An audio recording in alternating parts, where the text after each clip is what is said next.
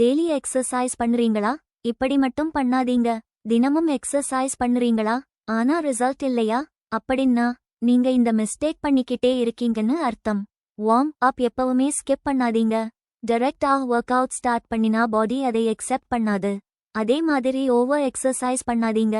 நிறைய நேரம் எக்ஸசைஸ் பண்ணா ஃபாஸ்ட் ரிசல்ட் வரும் நினைக்காதீங்க.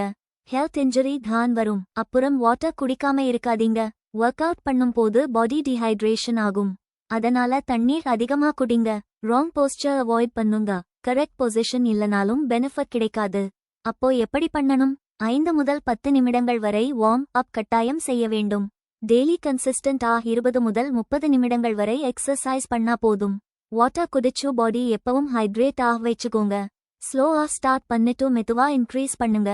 கரெக்டா எக்ஸசைஸ் பண்ணா பாடி ஸ்ட்ராங் மற்றும் மைண்ட் ஃப்ரெஷ் ஆக இருக்கும்.